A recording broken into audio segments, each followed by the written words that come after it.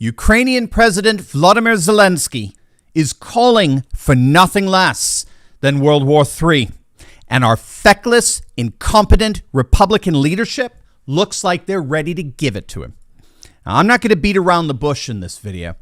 Anyone who supports a so-called no-fly zone in Ukraine enforced by NATO is calling for World War III, and potentially tens, if not hundreds of millions of people will be killed because of it. They will be killed because of this reckless and insane rhetoric coming from the Ukrainian president and our Republican dolts who've abandoned America first and have re-embraced the very neocon Wilsonian foreign policy that got us here in the first place. Now let's start with what happened this morning.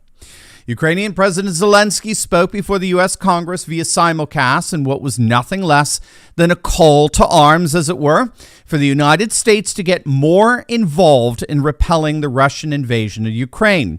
Before the speech, Zelenskyy was given a long-standing ovation by members of Congress in a show of support and solidarity. And here's a sample of what Zelenskyy had to say. Is this a lot to ask for, to create a no-fly zone over Ukraine to save people? Is this too much to ask? Humanitarian no-fly zone, something that that Russia would not be able to terrorize our free cities.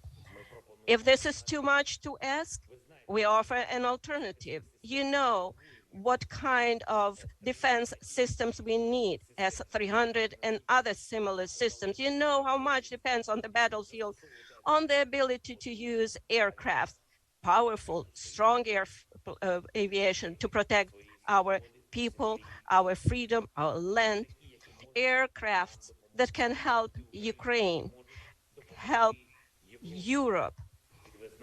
And you know that they exist and you have them, but they are on earth, not in Ukraine, in the Ukrainian sky.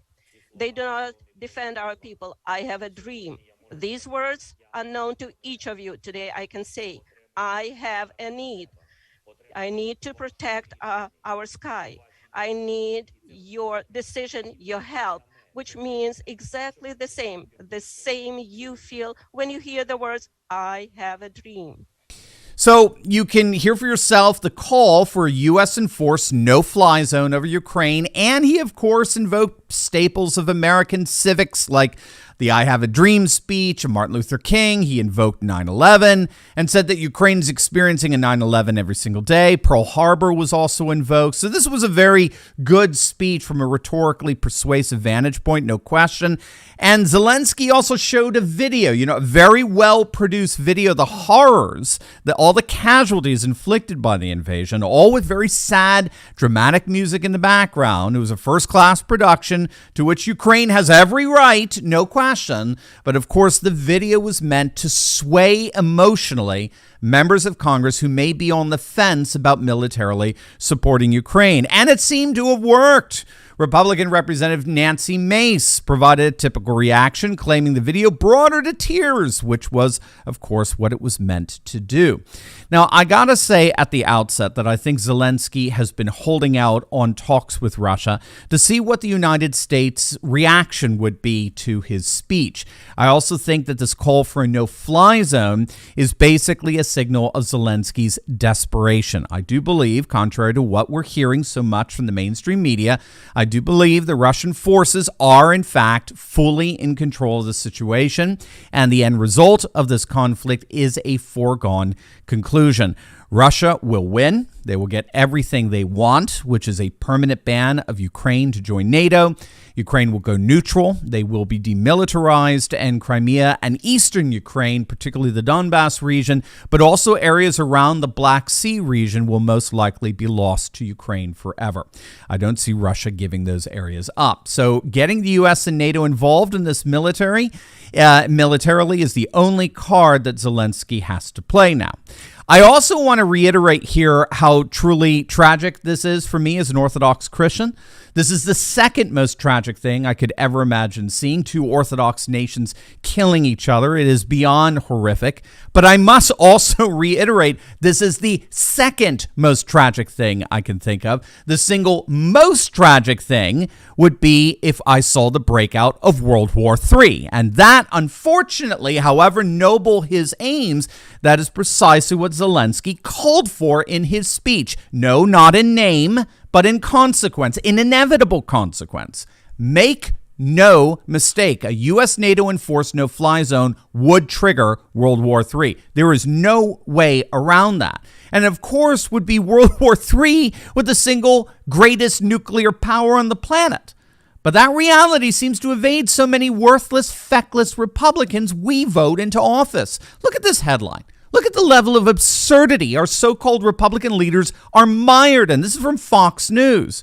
U.S. senators dismiss World War III worries, say U.S. forces would dominate Russian troops. Oh, really? You mean the way, like, we dominated the Taliban?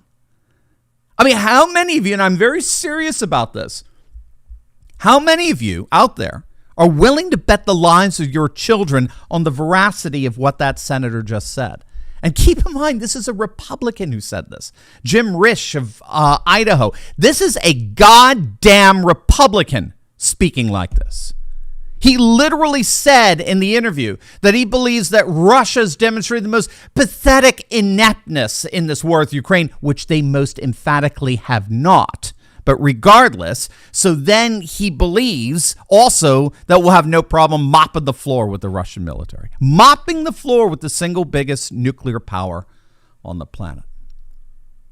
With I'm serious about this. With Republicans like this, who the hell needs Democrats? Who needs AOC? Now, keep in mind, aren't these the same guys who were telling us that everything is hunky-dory over in Afghanistan these last 20 years? And we're going to mop the floor with Russia.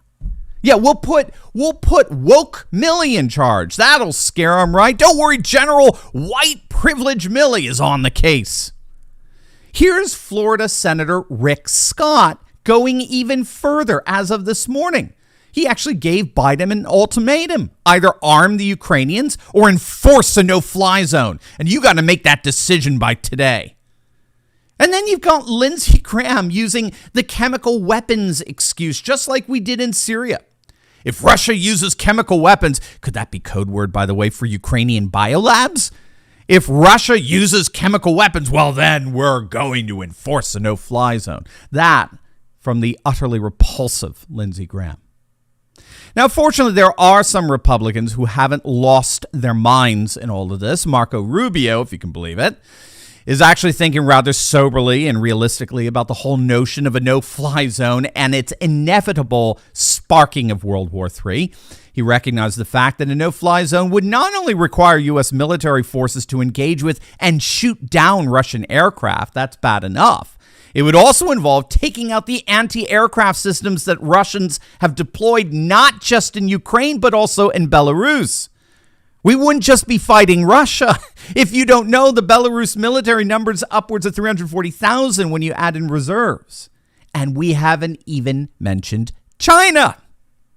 The United States getting bogged down in a prolonged military conflict with Russia would only embolden the Chinese in the South Pacific. The CCP's mouthpiece, the Global Times, made that crystal clear. They mocked the United States literally days ago for no longer being able to fight two wars at the same time. And by the way, many analysts here in the West believe that's true. The world is changing. The United States simply does not have the capacity to fight both Russia and China in two different theaters. Gang, this channel doesn't exist to blow smoke. I'm not here to wear my Ukrainian flag lapel pin to show how much I care from the comfort of my own keyboard. From the moment this crisis began, I have worked tirelessly to fulfill my role as your fake news antidote to analyze what precisely is happening here. And in that same vein, today, I'm here to say that what our mainstream media and our Republican leadership is doing is, in fact, risking the triggering of World War III. But that's only if we let them. We need to stand up and stop this madness. contact your representatives and senators and tell them to back off this reckless rhetoric. This is a horrible war. Thousands of people have been killed. But the only thing that could possibly be even worse is if tens of millions more join them.